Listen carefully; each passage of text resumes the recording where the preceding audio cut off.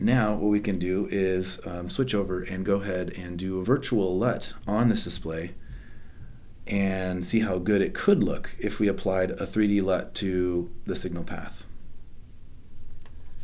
I'm going to go ahead and put this display into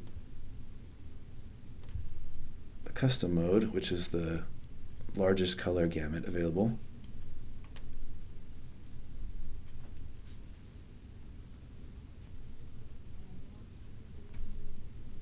I'm going to select the AutoCal dialog button here. Select a lightning LUT. And I'm going to go ahead and let it run a quick lightning LUT 3D cube on this display, just to show me how good it could look if it was completely calibrated. Okay, so while the virtual LUT is working through its measurements, Tyler, why don't you go ahead and just explain how this all works inside CalMAN ColorChecker? So we're creating a 3D LUT with CalMAN ColorChecker. We call it a virtual LUT because instead of creating a file that will be held in a piece of software or a piece of hardware, we're creating a 3D LUT that is held in memory in CalMAN, and then CalMAN pipes the pattern generator through that 3D LUT, so then we can evaluate what the display is capable of with a 3D LUT applied without actually having specialized 3D LUT software or a hardware LUT box in the display chain. So this allows you to see what the benefits of a 3D LUT would be without actually having the hardware on hand. So you can see if this display will be calibrated very well with a 3D LUT or not before you decide to splurge for the 3D LUT hardware. Boy, that's really helpful. So it's basically taking this 3D LUT, it's applying it virtually, and get to give us a snapshot of how the display could perform if you had the right software or hardware.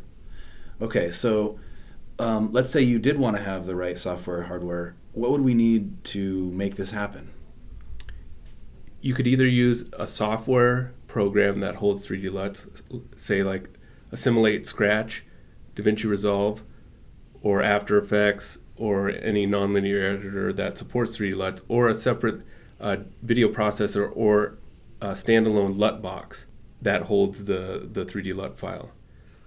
Okay, so you could basically put in some kind of a piece of hardware that's in between the source signal path and the display itself and correct the 3D LUT in the box. Is that what you're saying? Yes, and there's different manufacturers. AJA makes a LUT box, Blackmagic makes a LUT box, and there's some legacy ones that are around that aren't made anymore. And there's also a high-end one called the Pandora Pluto. Well, that's really helpful. So can you tell me, are there any differences between loading a 3D LUT into a software application versus loading it into a hardware dedicated device? I mean, are there pros and cons here? Are there things we could share with the audience? If you load it in an external piece of hardware, then anything coming in will have that LUT applied. Whereas if you load it into a piece of software, only the output of that piece of software, say DaVinci Resolve, will be calibrated. Then if you're using another creative app or just viewing content in a playback player out the same output to the display, it will not be corrected. Whereas if you have a hardware device or you have a 3D LUT capable display, then everything going into that display will be calibrated properly. Wow, so it sounds like when in doubt, go with the hardware box so you can have all your source content correct versus just the one application that has the 3D LUT loaded. Is that pretty much what you're getting at? Yes, also some people they'll have multiple outputs out of like a Blackmagic or AJA device going to multiple displays, and if you apply a 3D LUT in one of the pieces of software, it applies it to all the displays at the same time. Whereas a lot of people you really want to have a LUT box in front of each display correcting for their own issues. Okay, that makes sense. So basically, if you've got multiple displays connected to a system and you're using it in the software, it's going to apply that LUT to all the displays. But if you really want to have each different display technology calibrated to LUT, you really want to have a LUT box on each monitor. Is that correct? Yeah. Okay.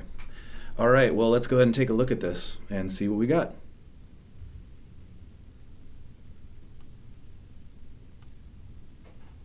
All right, it looks like it just finished building a virtual 3D correction LUT, and the completion time took 4 minutes and took 73 readings. We can go ahead and select OK. Now let's go ahead and validate the virtual LUT and see how well the display now would be performing with this applied.